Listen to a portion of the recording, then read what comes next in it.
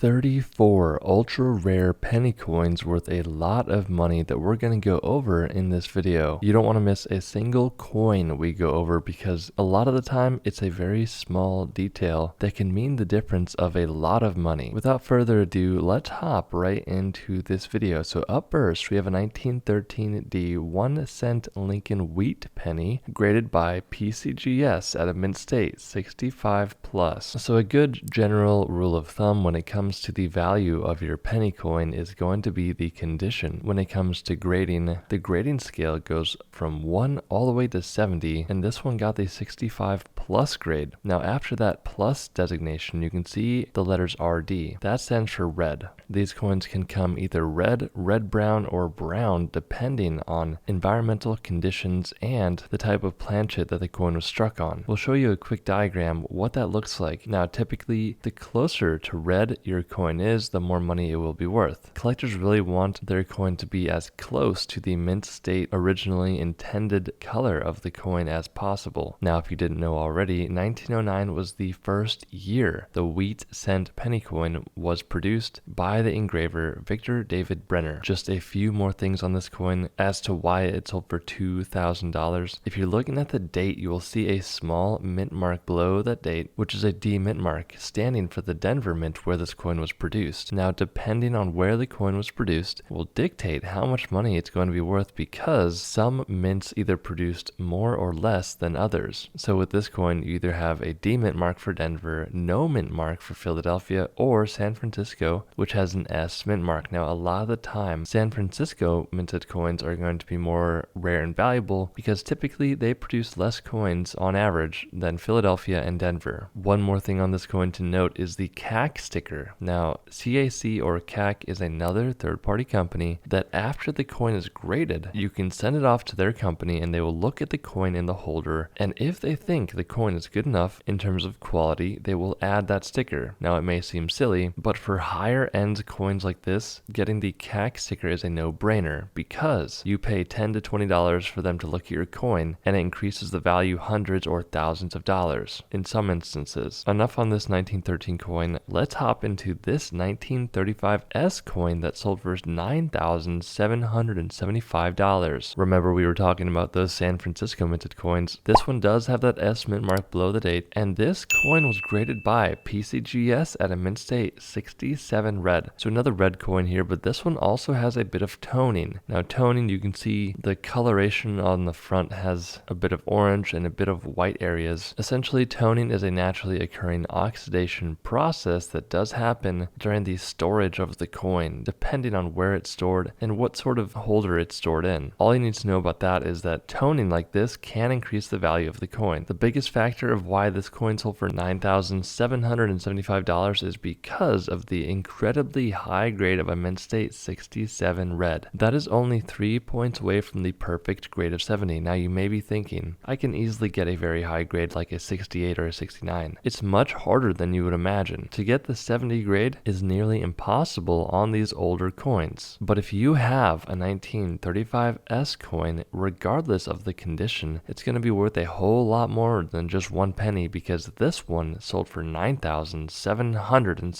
$13,000 for this 1984D 1 cent Lincoln Memorial penny graded by PCGS at a mint state 69 red. So a lot of the coins we're showing are red. Keep in mind, just because you have a brown or a red-brown coin, there is still a lot of value there. So don't think that only red coins are valuable. We'll go over more in a minute. But this one is a relatively more modern coin from 1984. You can see that D mint mark standing for the Denver mint below. The main reason why this coin sold on eBay for $13,000 is because it is only 1 point away from the perfect grade of 70. Not a whole lot else to talk about on this penny, but that's why it sold for 13 grand. $12,600 for this 1928D 1 cent wheat penny coin graded by PCGS at a mint state 66 red with a CAC sticker. So we know what the CAC sticker is. It's that third party that looks at the coin and adds the sticker that increases the value if the coin looks good. Now around the coin, you can see a bit of a darker red halo. That's a bit of toning happening on the coin, a beautiful look. Now keep in mind, toning can either negatively or positively impact the value of the coin based on the general eye appeal and if a collector likes that look or not. This coin has a very consistent, nice looking toning, and for this specific year, I mean, this coin is almost 100 years old, and regardless when you're watching this video, the values here will still matter. They can go up or down depending on market conditions, and that's a big factor, but what you need to know is that if you have a 1928D Lincoln wheat cent penny like this, you want to be looking out for that D mint mark below and the high grade of a 66, because this coin sold for $12,600, $82,250 for this 1922 wheat cent penny coin graded by PCGS at a mint state, 65 brown. So this is an example of a brown coin. You do have that CAC sticker as well. Now 1922 is a very unique date when it comes to the wheat cent penny coins, because there's a few things you need to look out for that allowed this coin to sell for $82,250. So the first big giveaway on this coin is that below the date there should be a D mint mark. This is a no D variety coin. The next thing you need to be looking out for, in combination with the missing mint mark, is the fact that the front is a bit muddled, but the back has a strong reverse. That's a big key factor here, guys. So you need the combination of a no mint mark on the front and a strong reverse. Now, what is a strong reverse? To keep it very simple, a strong reverse means that the strike was very crisp, clear, and strong, as you can see here. So if the front looks a bit muddled like this and the back looks very crisp and clear, and you're missing that D mint mark, you may want to consult an expert on your coin if you have any questions about them. Now, we plan to launch a service very soon that includes monthly giveaways. If you'd be interested in something like that, we have a wait list down below. Click on that link, enter the wait list, and you'll get all of your questions answered once we launch that service. But guys, just imagine not knowing what you're looking at on this coin, accidentally spending it, and later finding out this coin sold for $82,250. Now, you'd be surprised that stories like that happen all the time, especially if someone's bringing a coin like this to a pawn shop where the pawn shop owner knows exactly what it is that they're buying and the seller has absolutely no idea. They end up selling the coin for a few $100s when in reality it's worth $82,250, just like this coin sold on Heritage Auctions. This coin sold for $13,800. This is a 1944 D 1 cent coin graded by PCGS at a mint state, 66. Now, it's a small detail on this coin that you need to be paying attention to that allowed it to sell for $13,800. Now, if you're looking at that D mint mark below the date, this is actually a D over S variety of the coin. That is incredibly rare. Essentially, it's a mint variety that occurred during the minting process of this coin. You're going to need some sort of magnification or USB microscope to see closely in this area, but pretty much all you need to know is that this coin got the CAC sticker. It graded very highly at the mint state, 66 red grade. It's a D over S variety, 1944 penny coin that sold for $13,800. $13,800 for this 1951 cent proof coin graded by PCGS at a 67 plus. So right off the bat, you may be wondering, why does this coin look like this? Well, it's because it's a proof coin. Now, proof coins are produced differently than you may think. Pretty much the backdrop or the field of the coin is very lustrous and shiny. Now, you cannot get this look by polishing the coin. It is simply impossible, but there are people out there that will try to do it themselves. Now, we are going to show a quick diagram showing the difference between a proof coin and a normally business struck coin. This one has a very nice eye appeal to it. It graded very highly at the proof 67 grade. A coin like this will pretty much never be found in circulation, and by that I just mean pocket change. And if you do find it in pocket change, it's going to be in pretty beat up condition due to it being in circulation. But if you come across a collection and a 1950 coin is in there and it looks really nice like this one, it might be worth getting graded, because this example sold for $13,800. $14,100 for this 1953 1 cent coin graded by PCGS at a mint state, 67 red. So we want to show the diagram really quickly again between the red, brown, and brown coins. There are some brown and brown coins we go over in this video that sold for way more than $14,100 like this coin, but this 1953 coin is unique in the sense that it is missing that mint mark below the date, which means this is a Philadelphia minted coin. Now, like the 1922 coin we went over, just because a coin is missing the mint mark does not always mean it's a Philadelphia minted coin, but it does mean that the majority of the time. Now, when it comes to getting your coins graded, you have really two options and possibly a third depending. You've got PCGS and